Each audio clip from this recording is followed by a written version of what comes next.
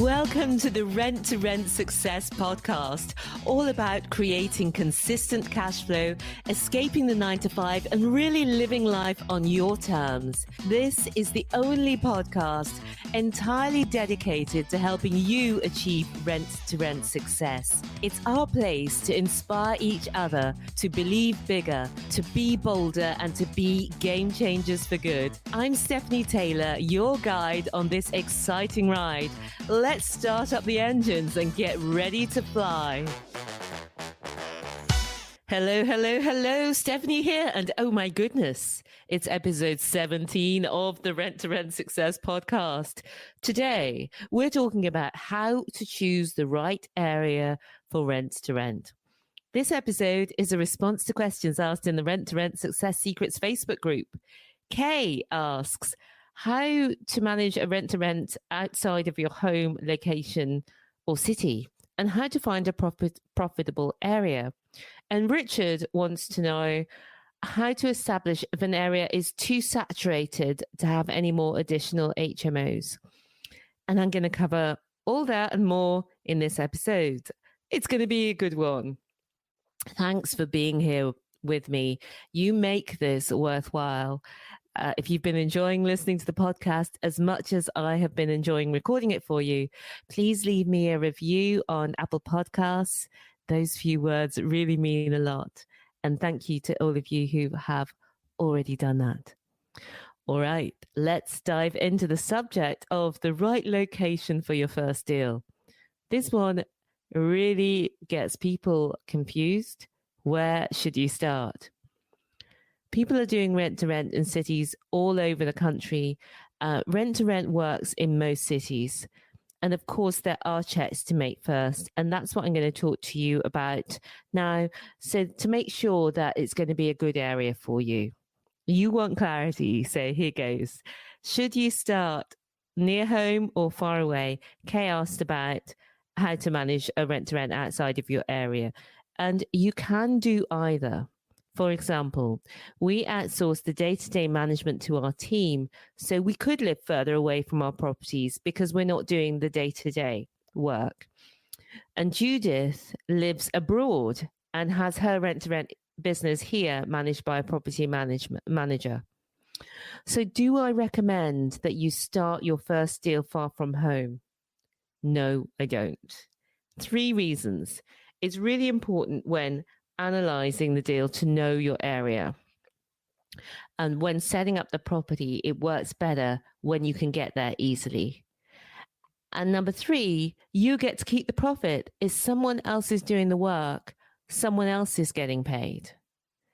Can you do it far from home? Yes, you can. Should you try that on your very first deal? Probably not. So choose an area you know well as your first area. People overlook how much easier this will make the process both at the beginning and after you have more properties. Choosing an area you know well, close to your home or work, will give you so much more clarity than trying to get your first property from afar in an area unknown to you. It's not impossible, it's just much more difficult. And because you don't need to buy the property, you can do this even if you live in an expensive area like London.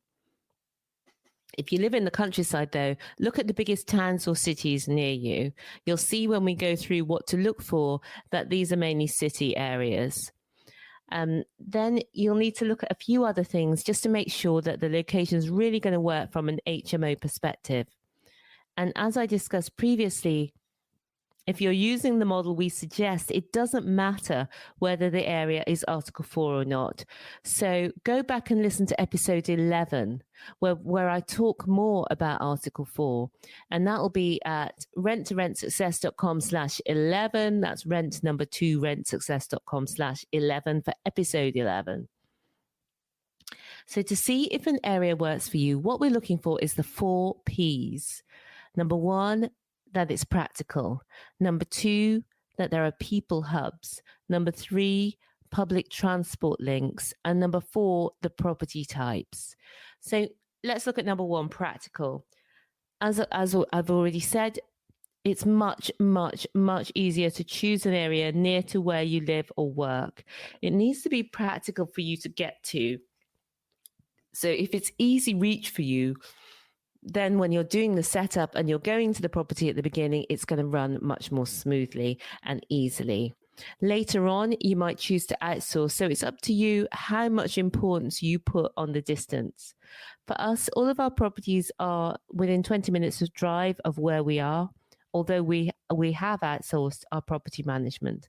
So for you, near might be different. If you live in London, for example, you might say 50 minutes because everything seems to take longer in London. But for us, 20 to 30 minutes seems reasonable. But for you, it might be slightly different. Something that you can get to. Number two is people hubs. Really important. The more your property should be near people hubs, and the more people hubs that you're near, the more resilient that is as an investment location. So what are people hubs? It's as the name suggests, things that attract people. So things like hospitals, large employers, universities, shops, cafes, and restaurants. And these are the reasons for people coming to your city. The more people hubs there are in your location, the more resilient it is as an investment area. Thanks for being on board today. And you know what Steph would love more than a cute dashhound photo on Instagram? It's you. She'd love to hear from you about what's stopping you getting started, about what rent-to-rent wins you've had this week. Slide into her DMs. She's at Stephanie T Property on Insta, or just click rent2rentsuccess.com/Insta. That's rent, the number 2, rentsuccess.com/Insta, and it'll take you straight to her profile. Now more than ever, life is all about staying connected. So let's talk. Number 3 is public transport links. In many areas, most tenants don't drive. In our area, Newport in South Wales, we've got quite a high percentage of drivers. 50% of our tenants have cars. So good transport links nearby are really important. And it's even more important if you're in an area like London where fewer people might be driving, where you would expect that fewer people would be driving. So that's number 3. Number 4 is property type in your area and investment in your area. You want to make sure that the right kind of properties, the right size and style of properties are available, that there are lots of HMO type properties that are in your location. And once you know that your location has the 4 essential Ps, that it's practical, has people hubs, has public transport links, and has the right property types, then you want to make sure that the demand is there. Kay asked how to find a profitable area. Richard asked how to tell if an area is oversaturated. And a profitable area and one that isn't saturated is ones where you can fill the rooms easily. So let's look now at demand, because that's what we need to assess next and able to answer those questions. The first place to start is the number 1 website for filling rooms in shared houses, which is called Share Room. It's called Spare Room. And that will show you the number of people looking for rooms, the number of rooms available, the rents for each of the rooms. And also you'll see on there from the photos, the conditions of the property. You'll be able to see the rooms from the lowest to the highest end of the market. You'll be able to assess where you want to position yourself in that marketplace. But there are limitations to Spare Room, though, because not every room that's available is on Spare Room. Not every person looking for a room registers with the site to say that they're looking for a room. But Spare Room is a great starting point. Now, some people say that there's a ratio when looking on Spare Rooms. So, for example, that you'd want to see 3 people looking for each room available. I haven't found that to be true. The ratios in our area vary a lot throughout the year. So sometimes you'll go on spare room and it'll appear that there's a really, really strong demand. And other times you'll go on spare room and it'll appear there's a really slow demand. But what we found is this is a great area. And so the final part of the puzzle is local intelligence. So spare room gives you part of the picture, and then your local intelligence will give you the rest. So here, speak to local letting agents and landlords. Remember not to put too much weight on what they're saying if they're not HMO specialists. And some local agents and landlords might want to throw you off the scent as well, and not encourage you to invest here in that area. So lots of HMO investors contact us about investing in Newport and tell us that local high street letting agents have advised them that HMOs don't work here. And really what it means is HMOs don't work for them.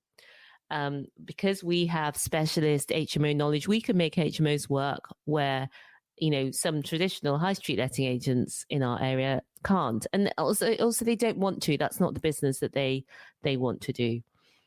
So talk to HMO agents, landlords and others and get a feel for the area. You need to understand the areas to target and the areas to avoid. That's why it's also important that you understand the areas, because that personal knowledge is the final piece of the puzzle. To summarize, you look at the fundamentals, that it's practical, that it's got people hubs, that it's got public transport links, that it's got the right property types.